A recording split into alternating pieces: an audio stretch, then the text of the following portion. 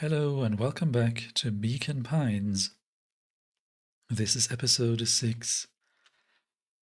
We have just had an interesting good cop, chill cop situation here, and it kind of all went south. So maybe it's not the end? Well, we certainly aren't going to find a grand resolution to our tale locked in a basement. Yeah. Mr. Tolliver just locked us in the basement. Back to the drawing board. So should we try good cop, hard cop? Or is there other options that we need to explore?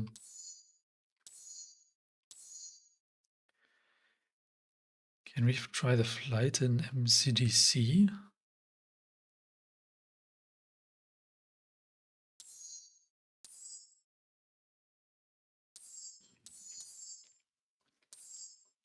A beginner's guide to hostile interrogation. I'm tempted to just continue here because it's the least disruption from the current branch. So let's just do that and maybe try the flight option on the other branch another time.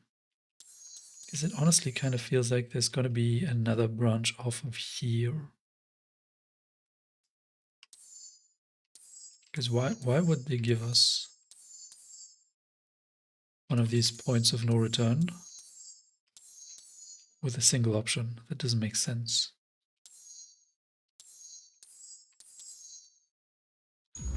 So let's try good cop, hard cop.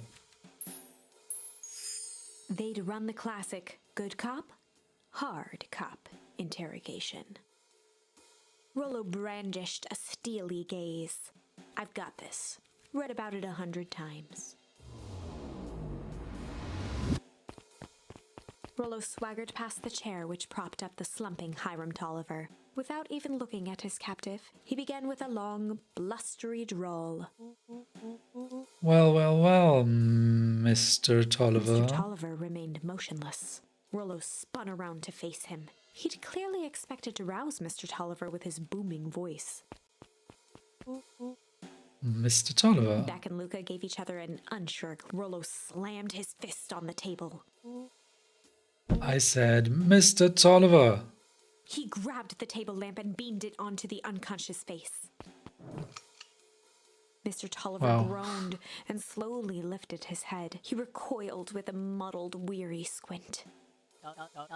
What in the world? The chair wobbled as he attempted to straighten up.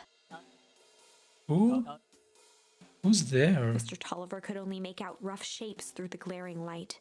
With a gruff tone, Rollo hoped to both conceal his voice and intimidate. I'll be asking the questions here, punk. Now hold on, let's just calm down. Oh, I am calm. Calm as a carrot. Calm as a carrot in dirt. As for you, looks like you're sweating. The doubtful expression on Beck and Luca's faces transformed into awe. We can do this my way, or... well, let's just say I've never needed another way. Rollo, hitting his stride, was now channeling every detective trope his memory could recall. He slammed the table again. Now dance. What? I don't Mr. even... Tolliver's voice became desperate. He was nearly in tears. You've tied me down. How on earth could I dance? Dance with your mouth, punk. Spill the beans. What are you doing poking around this house? I'm here to help Juniper. To make sure everything's ready. Oh, so you're in cahoots with Gran? Gran? Mr. Tolliver was in a daze, now more confused than ever. Gonna help her blow up the festival, huh? Blow up the festival? Good lord! He shook his head, feeling more and more dizzy. No, you've got it all wrong. Where is she now? She's headed to the source. Source? We've dreamed about the source.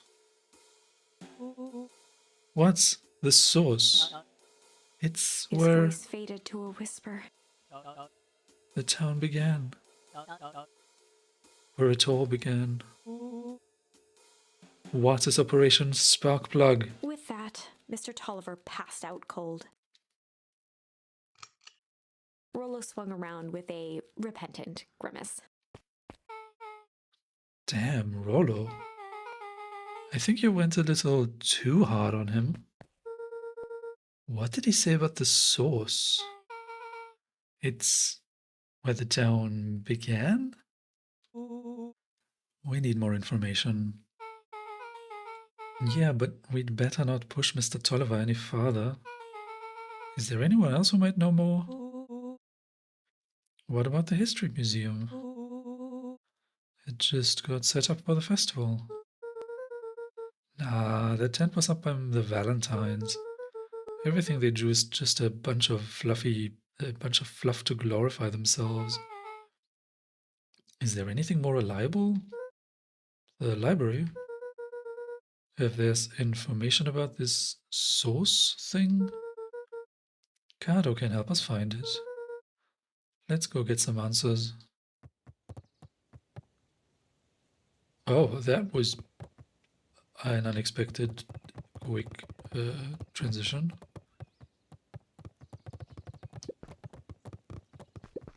I guess in order to keep the pace, they don't want you to be wandering town aimlessly. It's kind of better than a sprint button. This is a dang nice library. Thanks, we work hard on it. Aren't you a little too adorable to be a librarian? Adorable?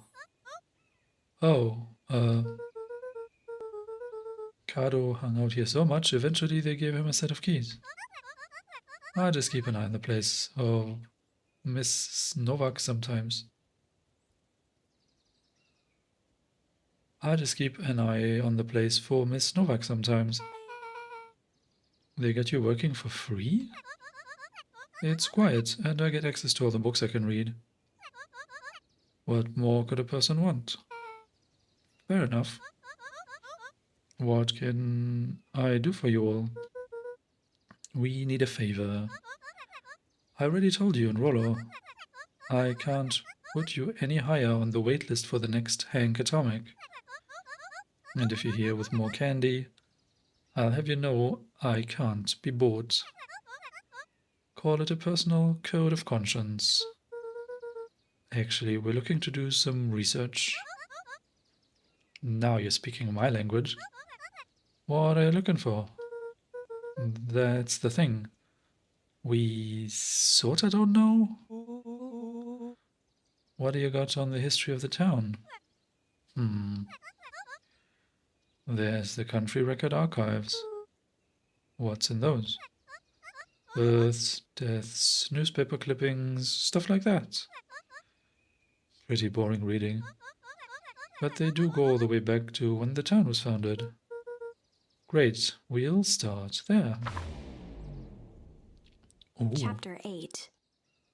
6 feet under, 3 towns over. The kids spent the rest of the afternoon combing through dusty piles of old county records, desperately searching for anything that could help them make sense of Mr. Tolliver's cryptic utterance. Luca tried to shake the thought of Gran's basement, but his focus wavered.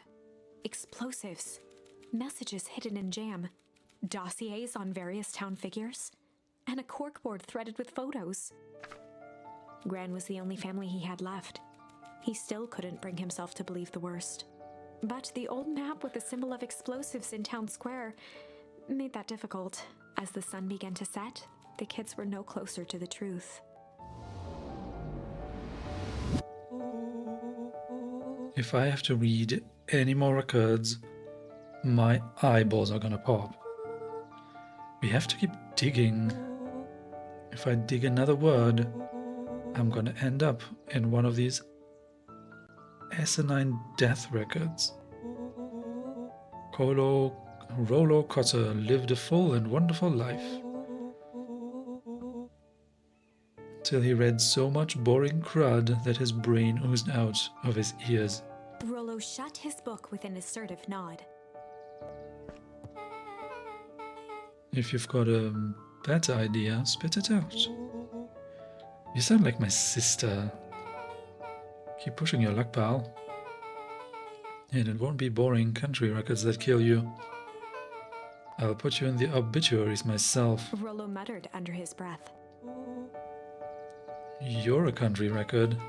Really? That's the best you've got? When I'm done with you, you'll be the footnote in history.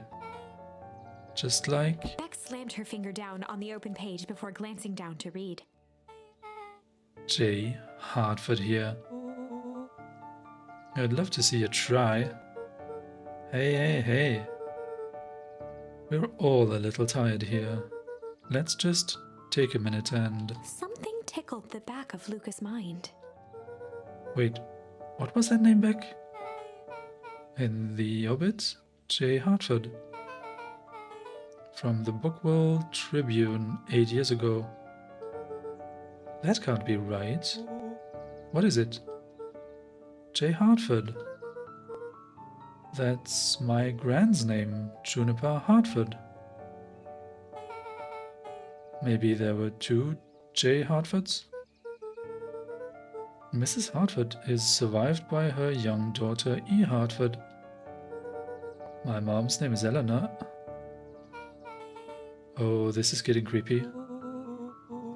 If your gran is 6 feet under, 3 towns over, then who am I living with?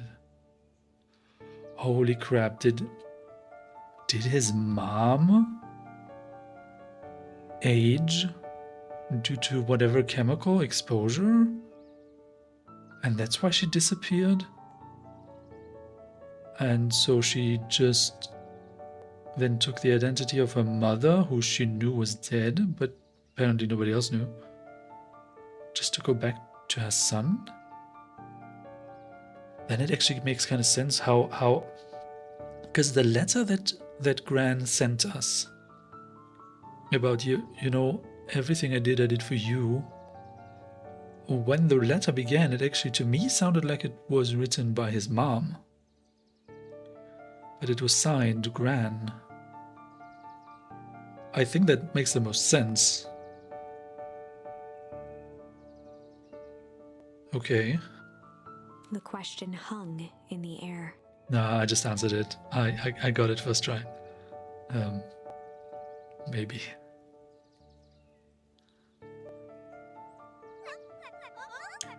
Alright, gang, I'm gonna close up for the night. Beck rubbed her eyes. How late is it? Almost 10. Oh crap, Pa is gonna kill me. I gotta go. Yeah, my parents will be worried sick. Okay, let's meet up as early as we can at the festival tomorrow. What are you gonna do about the unconscious man in your basement? I'll think of something. It's wild. Luca's heart was pounding as he approached the house. If he was lucky, Gran, or whoever it was, hadn't gotten back yet. And of course, there was Mr. Tolliver tied up and unconscious in the basement. Dealing with him would be the first order of business. Luca shook out his arms to calm his nerves before entering.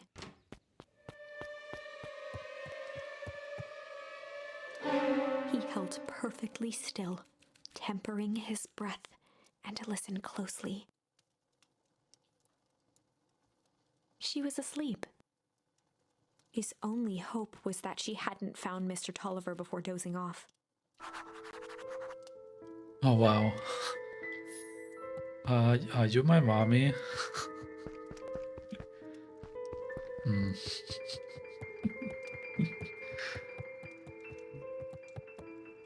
Never was this more appropriate. Oh, he's gone. Dang, nabbit. Oh no. Mr. Tolliver was nowhere to be seen. Maybe he woke up, escaped from his bindings, and left without a trace. Or maybe Gran knew everything. What do I do? Luca Luca's hungry stomach groaned. Not realizing it, he'd gone the entire day without eating. Okay, I can figure this out. Just need a little brain food. Luca rushed over to the pile of jam jars, unscrewed one, and shoveled a handful into his mouth. I'm afraid your jam delivery will be He delayed. flipped the lid to read the label. Mr. Nuncreed, haha. Okay, now I can think. So if Gran knows we tied up Mr. Tolliver, I'm screwed. If she doesn't know, then I need to play it cool. I guess the only option is to go to bed and act as if nothing is wrong. Gran will think Mr. Tolliver finished what he was sent to do and left when he was done. Just go to sleep? It sounds like a bad plan.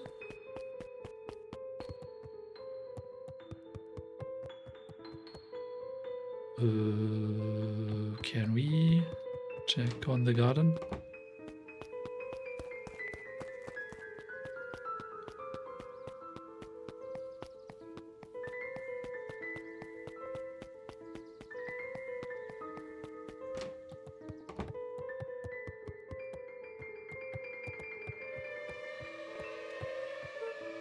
Oh, Gran is gone. Okay, stick to the plan. Go to bed and play it cool. Yeah, that's gonna be fine. As Luca climbed the final stair, the emotion of the day dragged heavily on him. With each consecutive step, his legs weakened. His stride began to falter. He tried to grab for the railing to steady himself. Something was wrong. Come on, legs. Just a few more steps.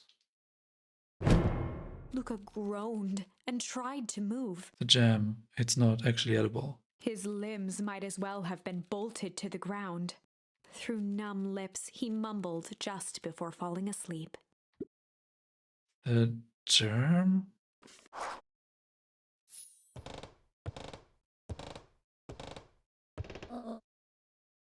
Sweet boy. What did you get yourself into?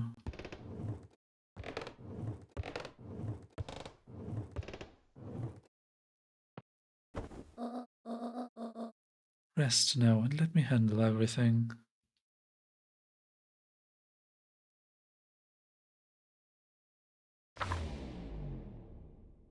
Chapter 9. A speech to end all speeches. Luca awoke to find himself face down in bed. He moaned into his pillow. Why would Gran drug him? Or rather, why was she trying to drug Mr. Nuncreed? Shaking the questions from his woozy head, Luca snapped back to the matter at hand. The festival. Okay. So the festival is going to be the culmination of all the machinations that are going on, one way or the other.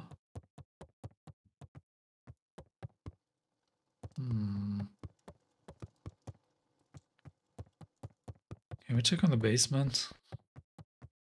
Oh, hey Gran, how are you? Is everything cool? No, yeah, maybe.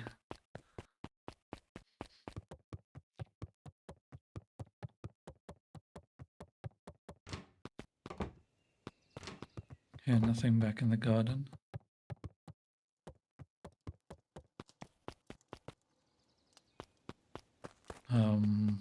Check in on Dad. 'Cause why wouldn't we?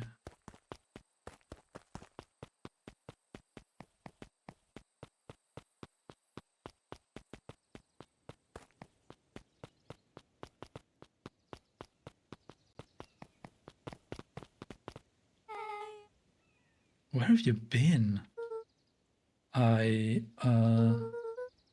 Gran put something in the jam. Yeah, we know. Secret messages for secret conspirators. Not this one. The one intended for Mr. Nuncreed. Put me to sleep. Whoa. Whoa, whoa. Sly devil. I think she's trying to remove him from the equation. He might be in danger. Have you found anything? We looked around but haven't seen anything odd. Your gran is nowhere to be found. But Mr. Nuncreed is just loafing around waiting for the speech. What speech? Mayor Gus just got up to the podium. Everyone is gathering at the stage. Let's get moving. Augustus Valentine nervously wiped his brow. Ahem. Is this thing... Oh, hello, Beacon Pines. I'm Augustus Valentine, your mayor, and... I suppose you already know that. Oh yes, before we get started, I just wanted to take a moment to recognize someone who couldn't be here today. This town wouldn't be where it is today without my father, Sharper Valentine. So I thought we could begin with a round of applause befitting such a great man.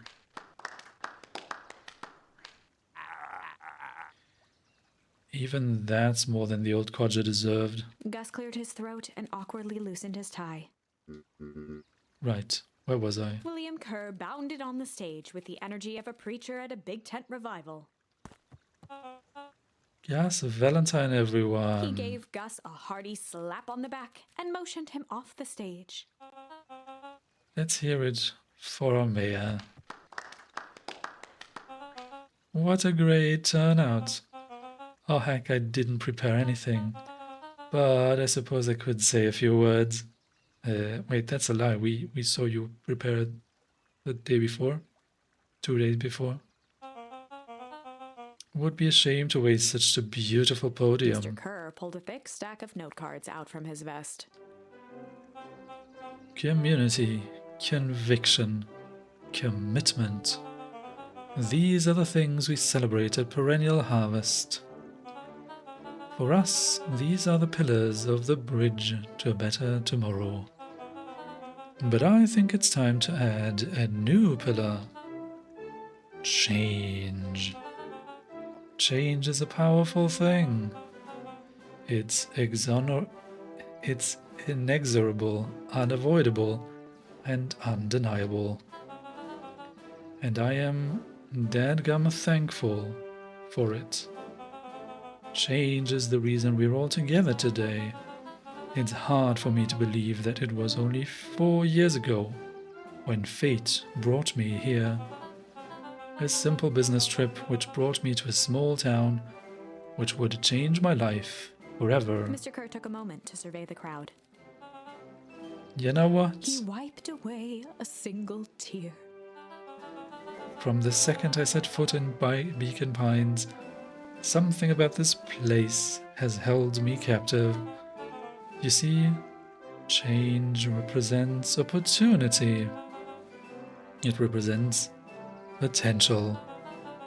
It was change that helped me recognize the potential of this place. To see that the people of this town, despite suffering great loss, still held on to the things that made them special. He thumped the podium to emphasize each word.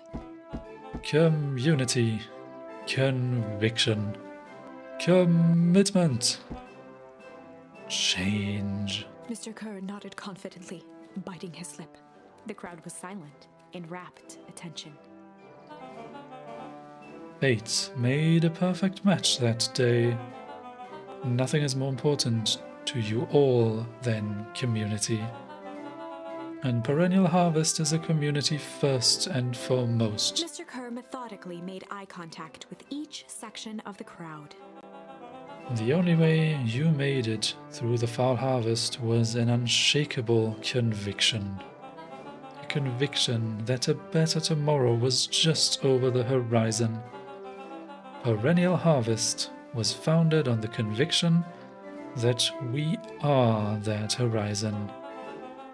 This festival is a symbol of our commitment to each other. His voice began to build to a crescendo. We now walk hand in hand into a future we shall shape together. And that is what change is all about.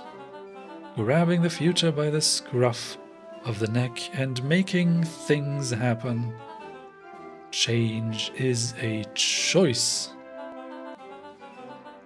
I'm tickled pink that we will all be making that choice together. How great is that? Just imagine what we can accomplish. What was that? The crowd began to look around nervously. Don't worry, a little thunder isn't going to ruin this day. Everyone remain Mr. Crow calm. quickly flicked through his note cards. Where was I? Through all of my travels, I have learned one true thing. One always reaps what they sow. We have all planted a lot of good in this town, and so it is with a happy heart that I can proclaim He raised his hands up to the heavens. our harvest awaits. What in the world? At that moment, a merciless wall of impossibly cold air ripped through the crowd, instantly freezing everyone and everything it touched. What is this event? We've seen it in another branch of the timeline. For a man like William Kerr, this was a fitting way for things to end. On a stage, with an entire town frozen in rapt attention for the rest of time. The end. There's that ice again! Whenever I think we're getting close, it comes along and ruins everything! Maybe we should just quit? Maybe you should just close the book, walk away, and never think of me again! Wait, is that the voice of our mother? No, I don't mean that. We got a little closer this time. We just need to try again. Please. Oh. We have the option of a sly cop? Interesting. Or should we hop over to the flight option in the MCDC? You know what? This situation is so crazy that I actually want to see that.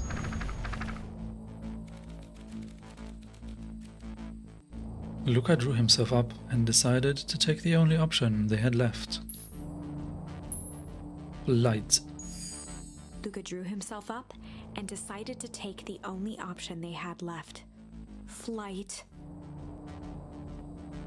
He squinted down the barrel of the mission control defense cannon, aiming it through an opening in the dense tree branches.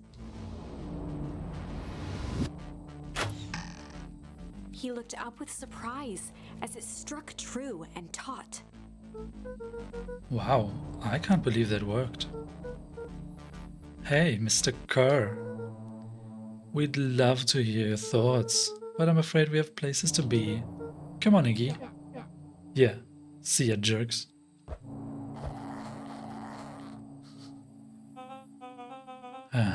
Fine, we know where that leads them. This way, we'll take the tunnels. Luca and Iggy winced as they sprinted through the thicket. The branches clawed at them, reluctant to give passage. After what felt like a marathon, Luca stopped in his tracks as they reached the clearing. What the? That was all he was able to say before Iggy slammed into his back. The boys tumbled down a steep decline and crashed with a wheezing thud on a surface as hard as ice. In fact, it was ice. Ice again. Chapter 5. Signs. They stood silently, catching their breath. The sky was like sapphire. With each breath, a plume of steam escaped from Luca's lungs. Let's keep moving. Luca pulled Iggy to his feet as they gazed across a snowy terrain.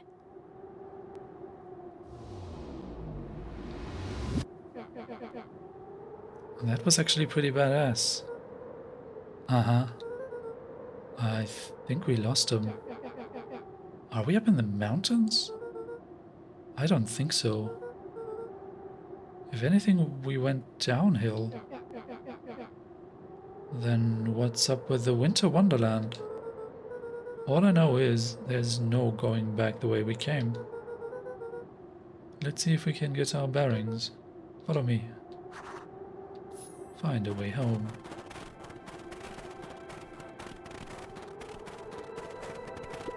Wow. A disc of smooth metal was lightly covered in snow. Two faint seams were visible along the surface.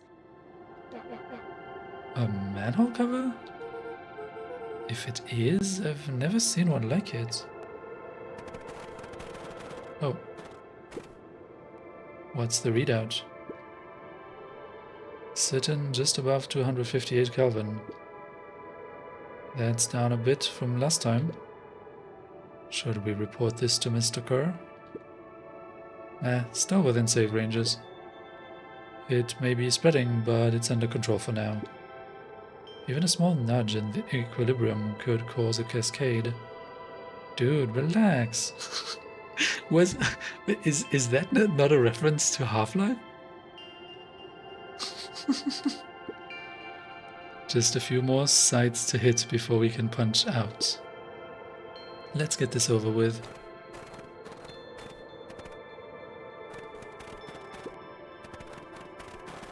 No. This is where our house is, right? This leads to our dad's grave. Luca, are you there? Luca had almost forgotten the walkie-talkie he was carrying. It's that bozo Kerr. I hope nothing bad has happened to you out in the woods. Luca looked at Iggy with hesitation. No need to be rude. With a resigned sigh, Luca responded. It seems like the only dangerous thing in the woods is you. He speaks, the young man of the hour. Now, how in tarnation did you end up with one of our radios? Just lucky, I guess. Boy howdy, you Van Horns are full of surprises, aren't you? You know my parents. I never had the honor of meeting your father, but your mom sure was a handful. Luca winced, shoving the walkie-talkie back into his pocket. We gotta keep moving.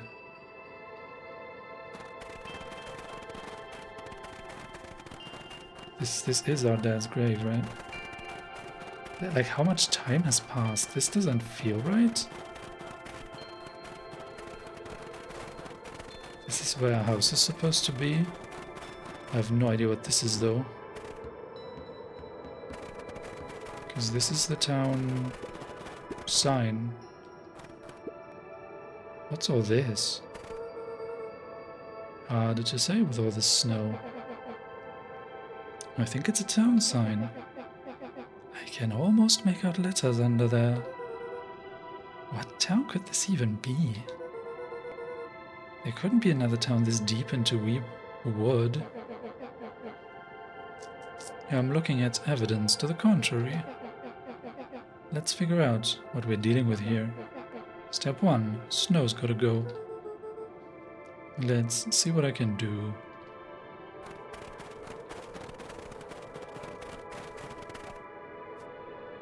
I mean, we could try something incendiary, but I still don't know how to use charm with thing.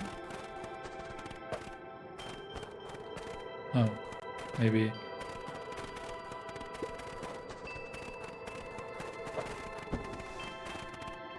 Welcome to Beacon Pines. The boys stared in disbelief at the sign that now clearly read, "Welcome to Beacon Pines."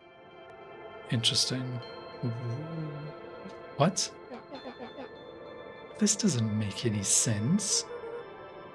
We're in Beacon Pines? How's that possible? We ran away from town. How did we get back here? I guess we got turned around. Where did all the snow come from? Well, it's been colder than normal lately. There's a pretty big difference between sweater weather and this Arctic hellscape. The puddle we fought at before, it was cold too.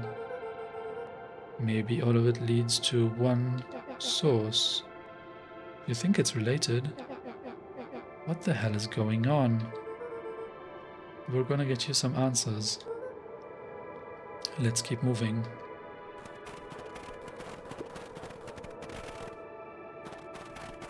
Yeah, this is Town Square. This stuff look familiar to you? It looks like the barrel near the puddle I, shoved me into, yeah?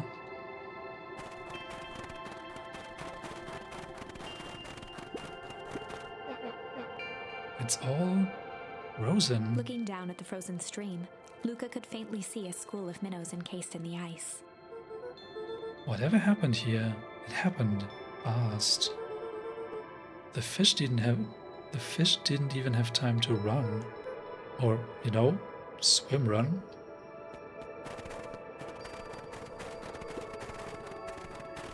The fencing glistened, each chain link encapsulated with a translucent layer of ice.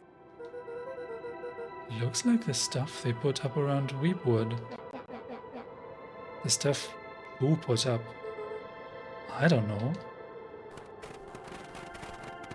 That's actually a good question.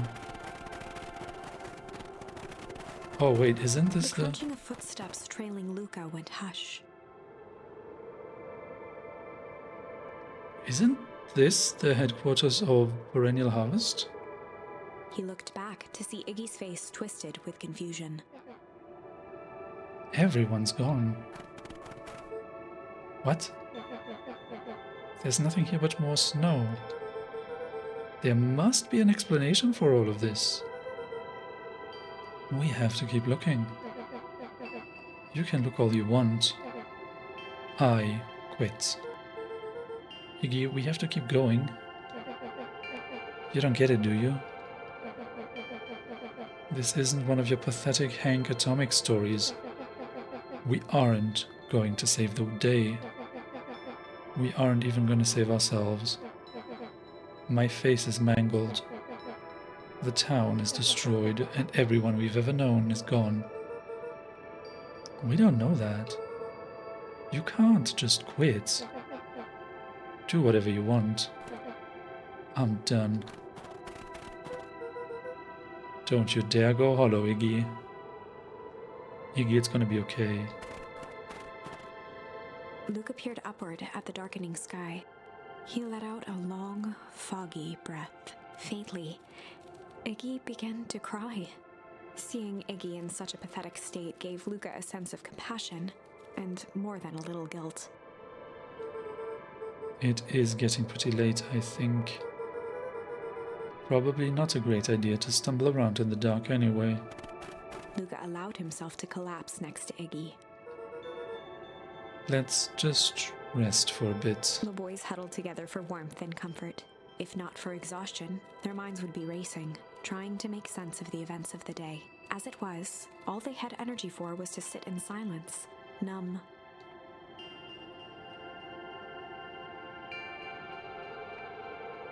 Wow, I'm pretty blown away by the way they tell their story. It's pretty intense. The way the snow covered everything over, it's kind of calming.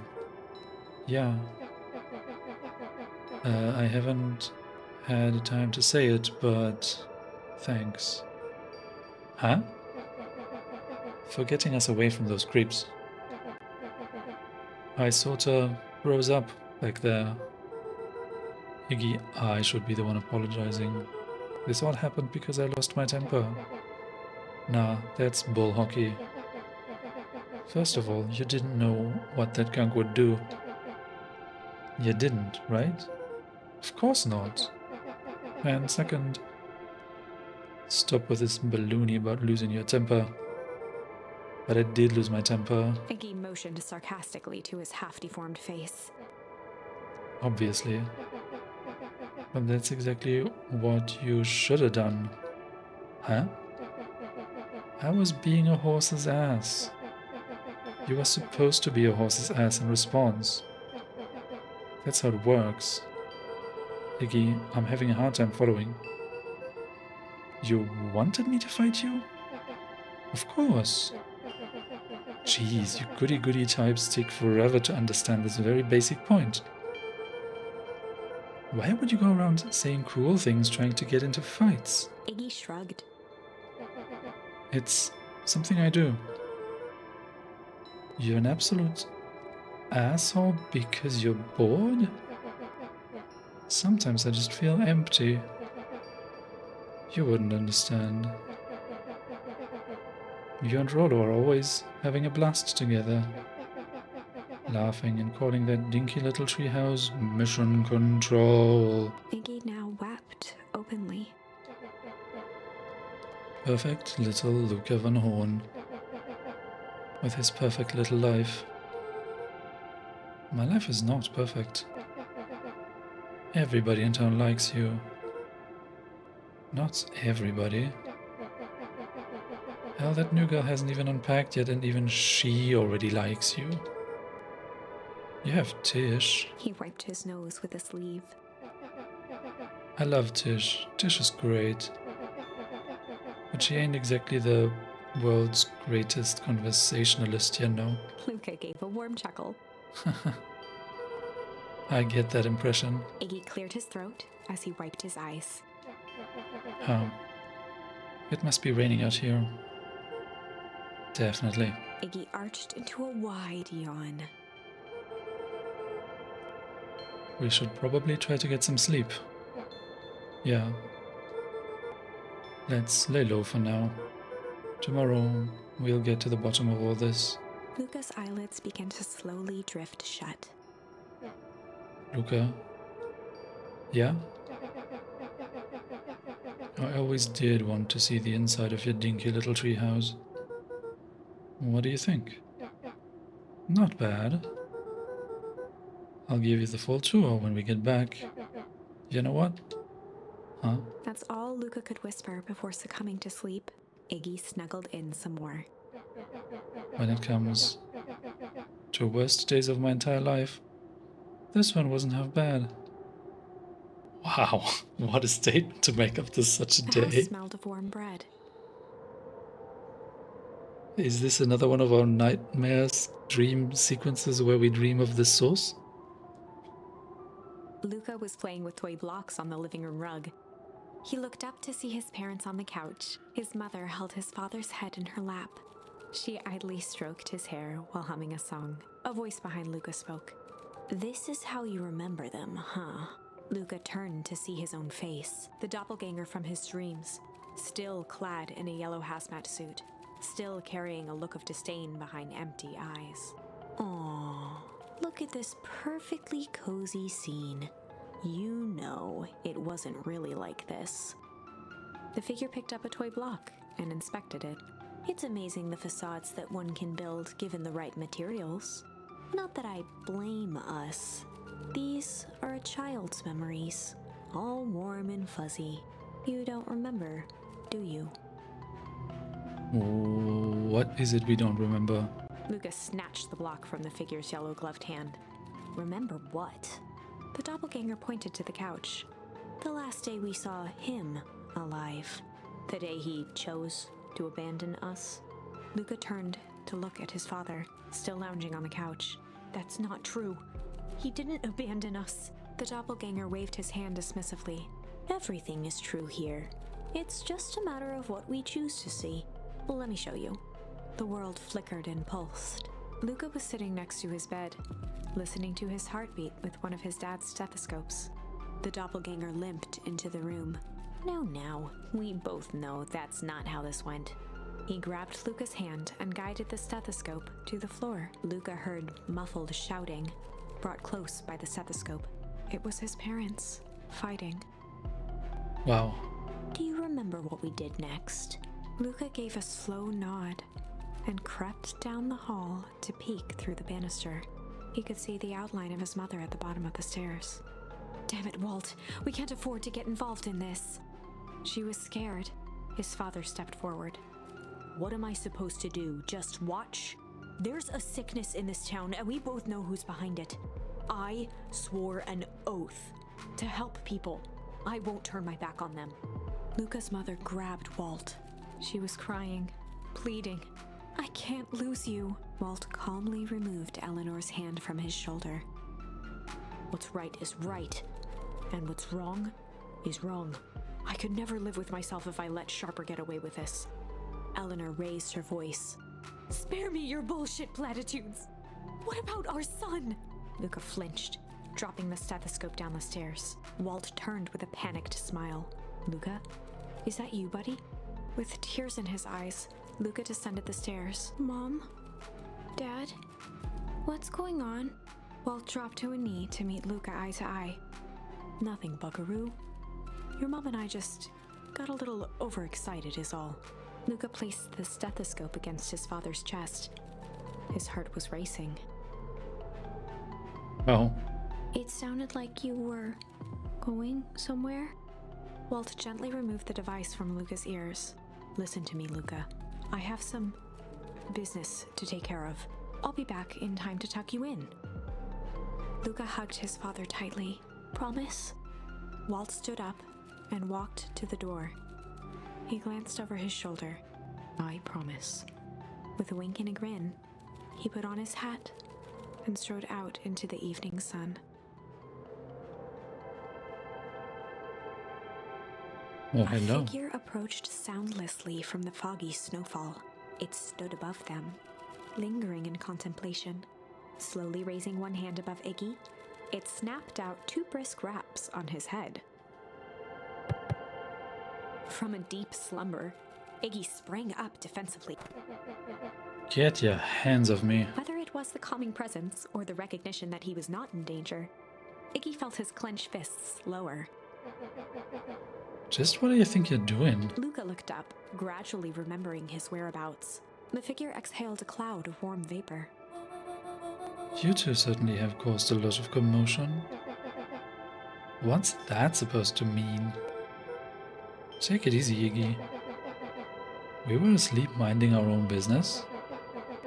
You're the one running around knocking on people's heads. I'm sorry if I hurt you, Iggy. You didn't hurt nobody. Anybody. Huh? Oh, I see. You think you're better than me, you. When it came to complete strangers, Iggy had trouble cobbling together an insult. You big-headed, scarfy-necked furball. Uh-huh. Okay, let's lower the temperature a bit here. Interesting choice of words. I mean, let's all just calm down. Who are you? A friend. An observer. A hitchhiker on the infinite expanse of possibility. Great. How about a name? If you must call me something, you can call me Nat. Iggy huffed with gratification. How about you make like a gnat and buzz off? Very well. Nat began to turn away indifferently. Wait. Do you live here? You might say that. So you know where we are. You might also say that. Look, pal, we just want to find a safe way out of here. You gonna help us or not? Before knowing how to leave, one must know where they are. Alright, that does it. Luca, I don't know about you, but I'm getting out of here, one way or another. Iggy turned sharply and began to stomp off. Enough with the riddles. Iggy, wait up. Realizing he'd worn their patience then, Nat relented. Very well, I suppose this isn't the time for metaphors. I'll show you how to get back home. Luca and Iggy turned around with hope in their eyes. Come here. Nat took a deep breath in. Close your eyes.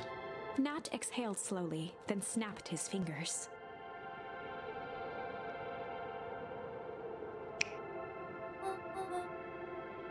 Okay, open them. For a brief moment, Luca and Iggy let themselves believe that some great magic was about to unfold. until they opened their eyes and found themselves in the exact same place, What? cold and disheartened. This is your home. This is Beacon Pines. Look, Nat, we don't know how we... What? Look, Nat, we don't know how we got here. Maybe we stumbled through some time travel gate in Weepwood. Or we teleported to some alternate universe. Or this is all just some cruel experiment by Kura and his goons. But this is not our home. You're inching closer to the truth. Alas, the reality is much less fanciful. Just give it to us straight. So be it. As I said, this is Beacon Pines. The original, true Beacon Pines. What?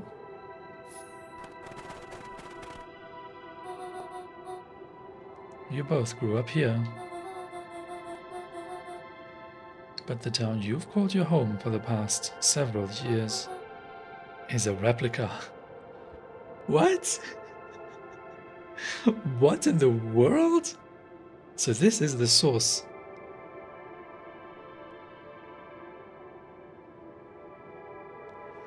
Right, they have mentioned, they've like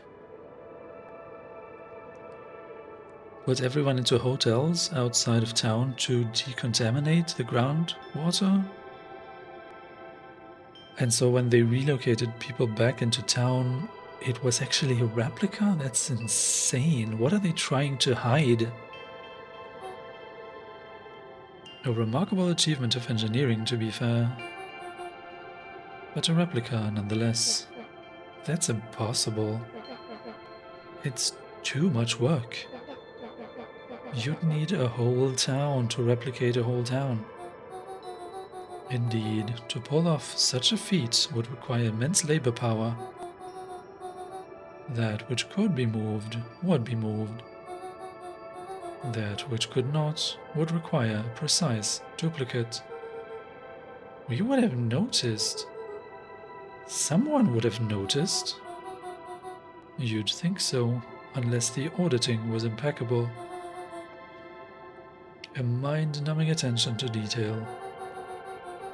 As for the innumerable trivialities which complete the tapestry, well, you can leave that to this miraculous thing we call a brain. It has a real aversion to discontinuity, a revulsion even. The brain has a wonderful way of smoothing out the rough edges, keeping us sane. Luca and Iggy looked around uncomfortably. So you're saying that someone made an entire new town and moved us all and no one noticed? Precisely. But why?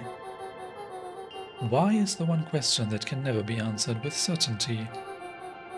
The best one can do is to uncover... Nat narrowed his eyes, furrowed his brow, and uttered, the source. Why do you say the source like that? Why indeed? Luca began to laugh uncomfortably. This is so ridiculous. There's no way they He could. looked down at his feet. His eyes started back and forth in contemplation. With a sudden pain, a thought struck him. If this really is home... He sprinted off into the pale distance. As Iggy turned to follow, Nat called out, Iggy, it's not too late to turn back. Simply head west, through Weepwood.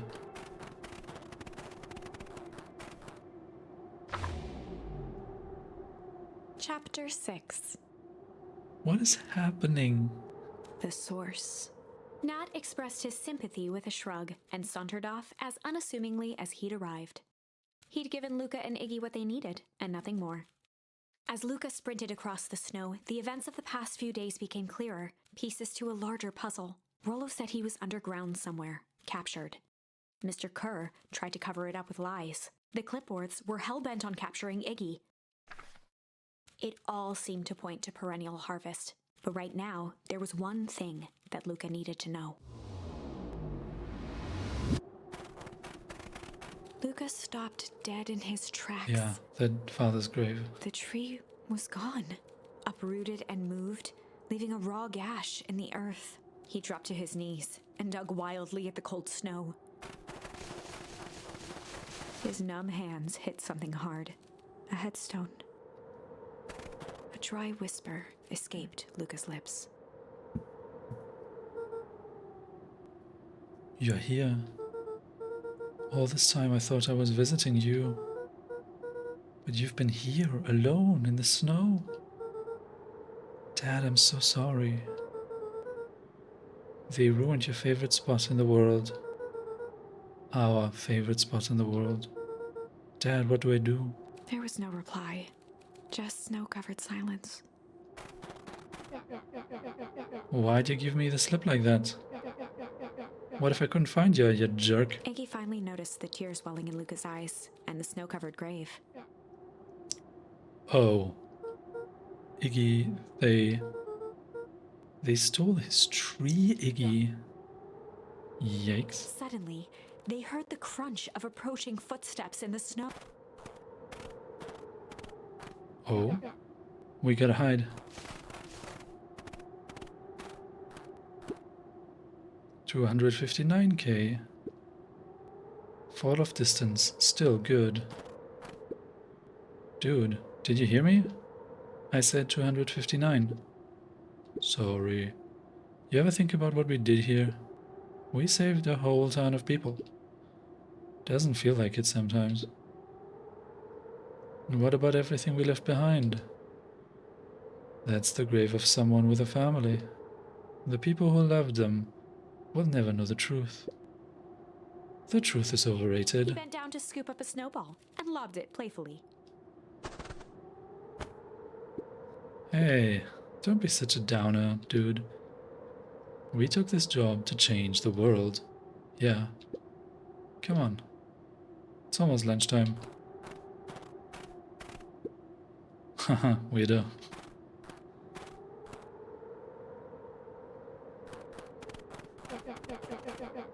Here I thought I was a jerk.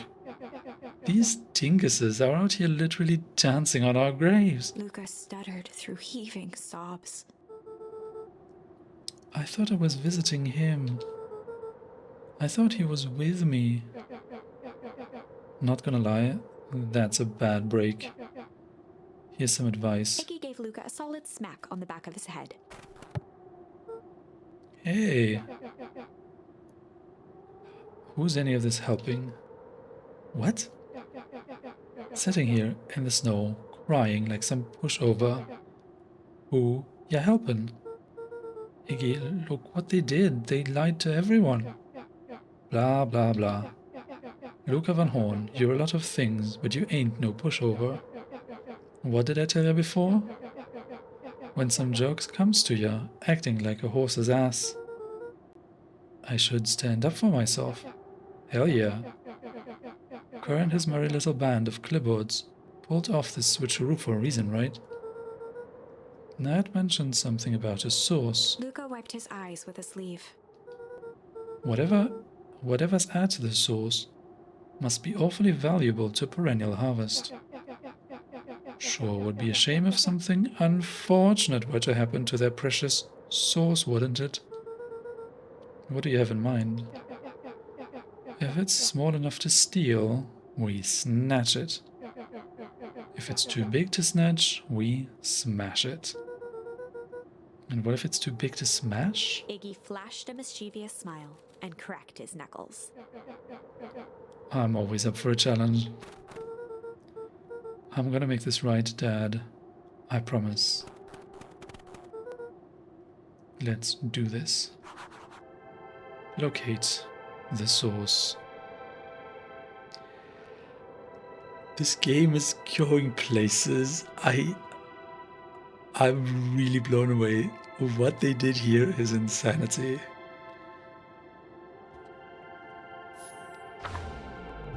I mean, look at this tree.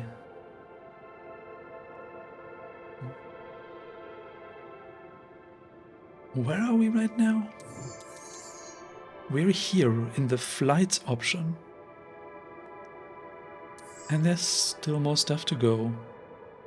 We still need to even unlock a second option here for this to even be a choice. We need to continue the option to have a good cop, sly cop situation. But I mean, the kind of stuff they reveal about the world on these side branches is kind of insane. I have to admit, currently for me, this one feels like the main branch. I might be wrong though. It's really difficult to predict where the story's going.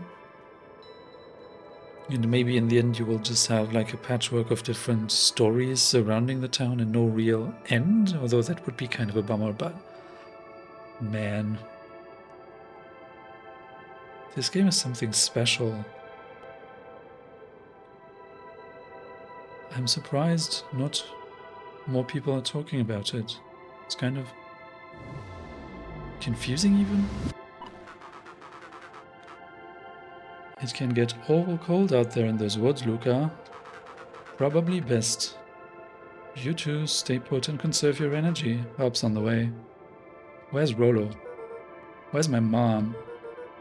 Did you kill her? Oh heavens no. Do I seem like a killer to you? Iggy and Luca shared a skeptical look. Well, do I? Ah, shucks. Now that hurts my feelings. Screw that guy.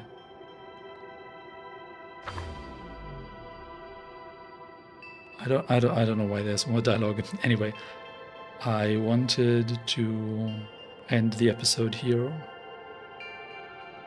It's kind of crazy how this game keeps you hooked and you really want to know. But I have to end the episode here. I thank you all for watching and I hope to see you next time.